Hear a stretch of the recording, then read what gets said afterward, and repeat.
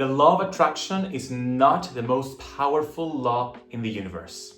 Are you triggered? I know I would be triggered if I were to hear this a few years ago, so I totally get if you are, but hold on, I'm gonna explain everything in this video. By the way, if you wanna learn more about manifestation, make sure to check out my book, Ancient Manifestation Secrets. All the links are in the show notes below, and make sure to like and subscribe to this video for more videos like this. So like probably you, I also found out about the law of attraction through the book and the movie, The Secret. So as soon as I read the book and I watched the movie, I was just fascinated at the idea of using the law of attraction to manifest my life. And for many years, I've believed that the law of attraction is the most powerful law in the universe, and I've worked with the law of attraction. That is an actual law, by the way. I'm not completely denying the law. I just think it's not the most powerful law in the universe. But for a long while, I did believe that, and I tried so many different practices and so many different processes to manifest my desires. And I did so successfully for many years. Actually, if you go back to the first book that I wrote, Be the Guru, in the chapter about manifestation, I say the law of attraction is the most powerful law in the universe. And here I am, years later, saying the exact opposite in my new book. I mean, we're all in an evolving journey, right? As we learn, we evolve, and we change. And by the way, I still believe there is value in that book. And I know people are ready for the information in that book that may not be ready for the information in my new book. I found out about manifestation via The Secret. I've used all of these practices through the years. And although they worked for me, I always felt there was something missing. I felt that the essence of manifestation was not there. Yes, I was manifesting a bunch of things. I would just choose a number of desires, use my vision board and positive affirmations and visualization to bring them into my life. But what about my purpose? What about what I'm here to do? What about the desires that truly fulfill my soul rather than the desires that make my ego happy? I was searching for more depth. I was searching for more authenticity in my manifestation practice. My spiritual journey eventually led me to becoming a Hellenic polytheist, and therefore I became a priest to the tradition and the spirituality and the religion of the ancient Greeks. And I thought, I wonder if I can find more about manifestation in those ancient Greek texts. And of course, I did. The ancient Greeks and the ancient Egyptians famously taught about manifestation, not using the word manifestation, not using the word law of attraction via different teachings. Specifically, as I searched through the philosophical schools of the ancient times, I stumbled upon Hermeticism, which is a philosophical school of the later antiquity that combined the traditions of the ancient Greeks and the ancient Egyptians. Specifically, I read the book The Kybalion, which is a very popular book. You may have read it as well, but it's not the easiest book to understand. Although it's not an ancient book, it quotes and it's based on ancient Hermetic teachings. Hermeticism comes from the Greek god Hermes, and the book, the Kybalion, and the Hermetic teachings were said to be channeled and written by Hermes Trismegistus. This is a Greek term. It means Hermes Trismegistos, which basically translates to thrice great Hermes.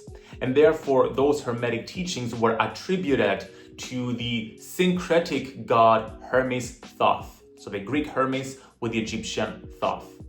Of course, through research, we know that this was a trend at the time to ascribe certain texts to gods to give them greater validity and gravitas. However, it was probably written by a human being who channeled maybe Hermes Thoth.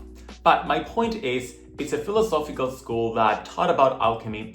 It taught about the laws of the universe. Specifically, the Kybalion elaborates on the 7 laws of the universe. So I was just fascinated at the idea of, okay, we have the law of attraction for manifestation, but there are so many other laws that we can work with. And then eventually when I delved into the Greek gods and goddesses, and I realized that the Greek gods and goddesses represent universal laws, and each law can be used to manifest as well, I'm like, oh my goodness, what have I been missing for so many years? This is the secret behind the secret. So while exploring and working with the 7 laws of the universe, and in my book, Ancient Manifestation Secrets, I explain those laws in simple terms, and also I guide you to applying them for manifestation in your life. But while exploring those laws, I realized The law of attraction is not the most powerful law in the universe. Here's why. It's not more powerful than the law of gravity, for example. You cannot fall upwards. However many times you visualize that, you're gonna always fall downwards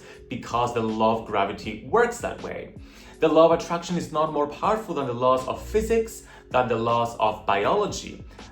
No law is more powerful than another law. All the laws work together in a collaborative effort to maintain cosmic order and to help us manifest life and our desires. So when we solely have a very rigid perspective about the law of attraction, we miss the full picture and we try to play God to control circumstances that cannot be controlled because they're not meant to be controlled, because they are also working according to universal law. Specifically, even though the Hermetic Kybalion talks about the 7 laws of the universe, and these are the laws of mentalism, correspondence, vibration, rhythm, polarity, cause and effect, and gender. Oh my goodness, I remembered all of them. Thank goodness. So even though it talks about the 7 laws of the universe, one that I found that pretty much describes why the law of attraction is not the most powerful one is the law of cause and effect. Before I share about that, the law of attraction, as you've just heard, is not mentioned as one of the 7 laws of the universe because it's mentioned under a different name, the law of vibration. And the law of vibration teaches that everything vibrates, everything moves, everything is made up of a vibrational frequency. And it's the idea that whatever desire we have has a specific vibrational frequency, and when we match our own frequency to the frequency of having that specific desire, we attract it into our lives. And therefore the law of vibration is the law of attraction, but the law of cause and effect teaches that for every effect, and therefore for every manifestation, there is a series of causes that happened before that and that are happening at the same time, leading to that effect, leading to that manifestation. Key word here, causes, not a single cause. The law of attraction and popular manifestation teachings teach that the only factor contributing to manifesting our desires is our own vibrational frequency. Our thoughts, our emotions, and how these change the way we feel and therefore shift our vibrational frequency in relation to what we desire.